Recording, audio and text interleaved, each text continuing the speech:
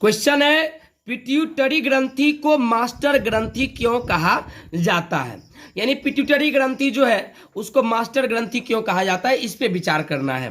तो देखिए इसका आंसर हमने लिखा है, पिट्यूटरी ग्रंथि कई अन्य महत्वपूर्ण अंतःस्रावी ग्रंथियों का भी नियंत्रण करता है। देखिए मनुष्य के शरीर में जो है ना, कुल मिला के 6 अंतःस्रावी ग्रंथि है।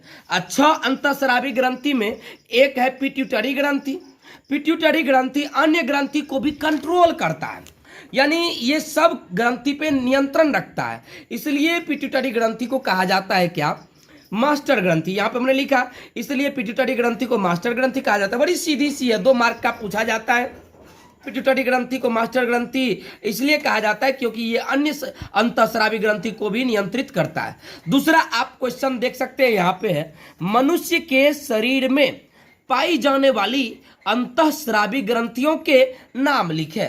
यानी मनुष्य के शरीर में जो पाई जाने वाली अंतःस्रावी ग्रंथि है, जिसका अभी हम चर्चा कर रहे थे, वो कौन कौन है और उसका आपको नाम लिखना पड़ेगा। तो आइए उसको लिखते हैं। तो यहाँ पे देखिए लिखा हुआ आंसर में, मनुष्य के शरीर में कुल 6 अंतःस्रावी ग्रंथियां पाई जाती है। मतलब मनुष्य के शरीर में 6 ठो अंतःस्रावी ग्रंथि हुआ। पहला का नाम हुआ पिट्यूटरी ग्रंथि, दूसरा का नाम हुआ आपको थायराइड ग्रंथि, तीसरा हो गया पाराथायराइड ग्रंथि, चौथा है एड्रिनल ग्रंथि, पांचवा अग्न्याशय की लैंगरहैंस की द्वीपिकाएं, और छठा है जनन ग्रंथि। और जनन ग्रंथि के अंतर्गत आपको पढ़ना पड़ेगा अंडाशय के बारे में और वृषण के बारे में। यानी मनुष्य के शरीर में 6 अंतःस्रावी ग्रंथि हुआ भाई साहब। उसमें से पहला हो गया पिट्यूटरी।